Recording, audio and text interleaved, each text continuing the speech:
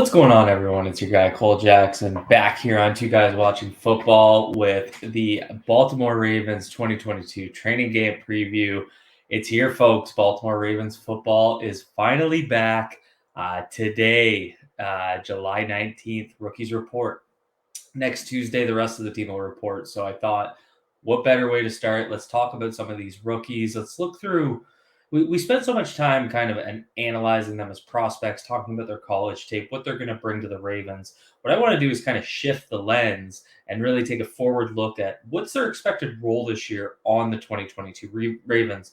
One of the things I always want to be, cautious about is these kids are still rookies, right? Like there's going to be growing pains. There's going to be that period of assimilation. It's not like you draft a position that need is filled. You need these guys to pan out. You need these guys to develop. So what can these guys look like in their rookie year? That's what I want to take a look at. We're going to kind of go rookie by rookie, kind of look at the expected role, look at what they're bringing the Ravens. Let's get right into it.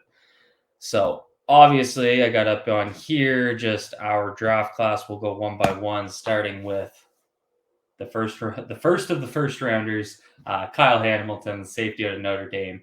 A bit of a unicorn at his position. Rare size in terms of his height, his length. He's not as fast in terms of athletic testing as you normally see from his position, but instincts that you just can't teach, and things that are going to translate really well into this game, into the NFL level. Also very much fits the mold of a positionless football player. He played a ton in the slot, played a ton in the box, but he also played a lot deep, and he has plays made at all areas of the field during his time at Notre Dame. And that's really what's exciting. He's not a guy that kind of just needs to be in one specific position. He's not a box safety. He's not a center fielder. He can kind of do a little bit of everything. And this being the second punch in Eric DeCosta's plan to redo the safety room fits really well with Marcus Williams, because Marcus Williams can do so much of that deep center field stuff that really frees Kyle Hamilton up. So what's his role? And so we're going to start off maybe a little controversial. If you guys don't agree, drop a comment down below. Let me know what you think. I have eventual starting strong safety. And so that might catch people. And that doesn't mean he's not going to play off the bat. It doesn't mean he's not going to have snaps. But I'm not sure that this is going to be a situation where it's Kyle Hamilton and Marcus Williams as 100% snap safeties right out the gate. I think Chuck Clark's going to have a role. Obviously, things could change if the right offer came through. The Ravens may trade him. But going into September, let's call it, I could see a scenario where Chuck Clark is the starting strong safety, does some of the green dot work, and you really see Kyle Hamilton in sub packages doing some of those versatile things, matching up on tight ends, playing in the slot, maybe heavy dime usage, and he's that fourth DB that they get out there. Very much trying to put him in good matchups to give him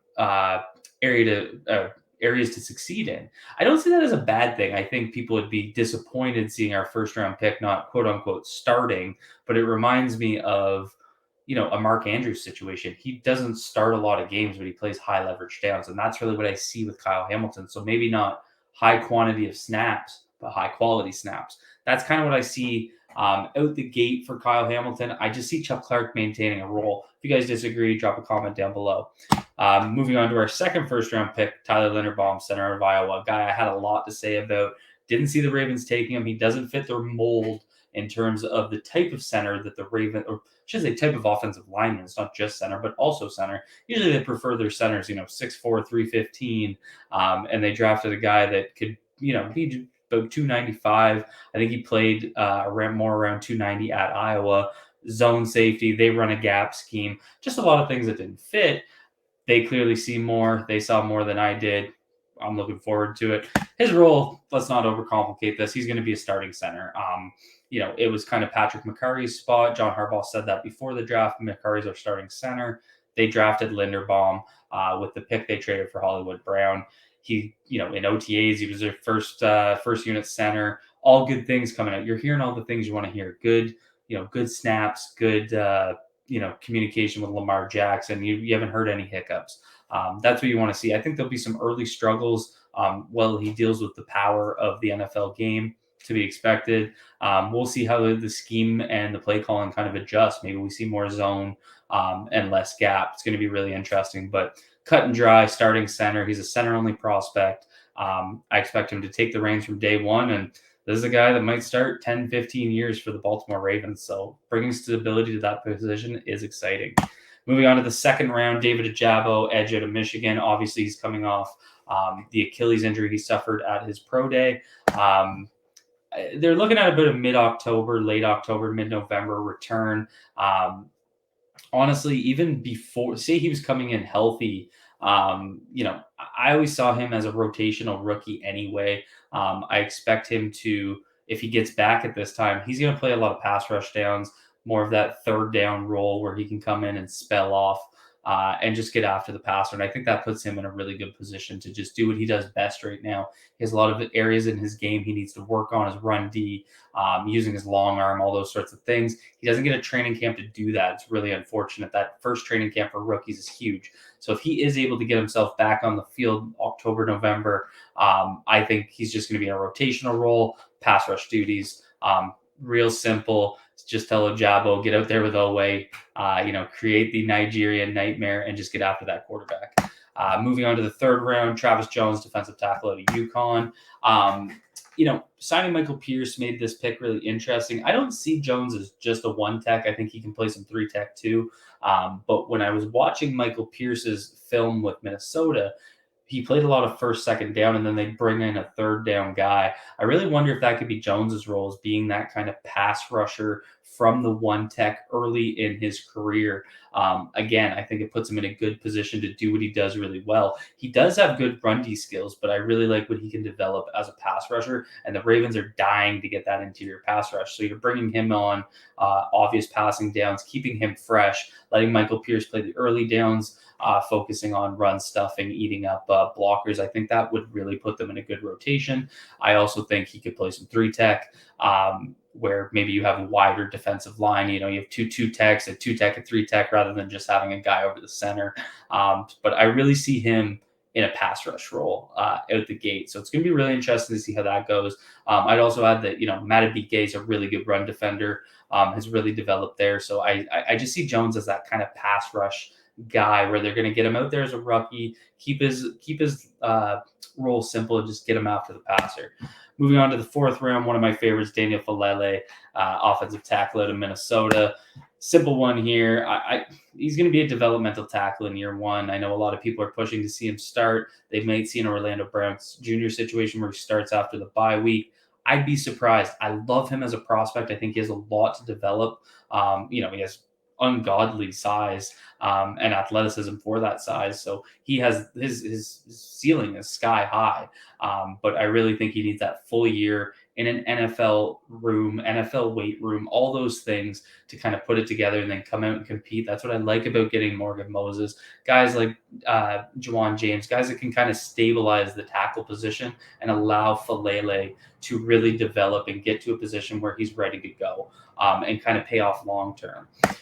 Moving on in the fourth round. How funny is it they kept all these fourth round picks? I didn't think there was a shot in the world where they'd keep them, and they made pretty much every single one of them.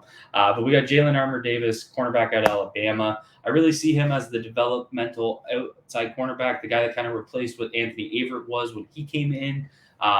He's going to see some snaps. He's going to play. I see him as kind of the fourth string outside corner. You kind of have Peters and Humphrey as obviously your two outside starters. That might be fluid if Kyle Fuller starts outside and Marlon Humphrey starts in the slot, but I could see, those three, including Fuller, as well as Brandon Stevens being in front of Jalen Armour Davis. Really depends on how they align them, but you guys know what I mean. He's kind of that, there'd be a couple injuries before you saw him out there. Maybe he plays some early snaps, but he's a guy that they're going to want to really develop and hope, maybe next year, if Marcus Peters isn't resigned, that it's kind of that, classic next man up scenario. You've had a year in the system. Now it's your turn to start. He's that big, long press man corner that the Ravens love, fits their mold to a T. I think, again, he's in a great position playing behind, 3 or 4 guys before he really needs to get in games. So I see Stevens, I see Fuller, I see Humphrey, and I see Peters being ahead of him in that regard. Who plays the slot between Fuller and Humphrey? We'll kind of see how that plays out. Moving on, we got Charlie Kohler, tight end at Iowa State. I see him as the developmental wide tight end. I think the pick with him was what happens if we lose Mark Andrews? Who can fill that kind of wide tight end role? They don't really have that guy on the roster right now. Charlie Kohler talked a ton about watching Mark Andrews at Oklahoma. He really idolized him, and he plays very similar to him. I don't think he has quite the aggressive dog in him that Andrews had, and that's how you've seen Andrews blocking and some of the more physical aspects of his game come along. But Kohler's really got that ability to develop there as a receiving tight end. So I think that's where I wrote here likely inactive at full health. I just don't really see a path to him being active on game day. I'll get into likely here in a second, but I could actually see likely, despite being drafted later than him, being in games before him, and I'll explain why when I get to likely.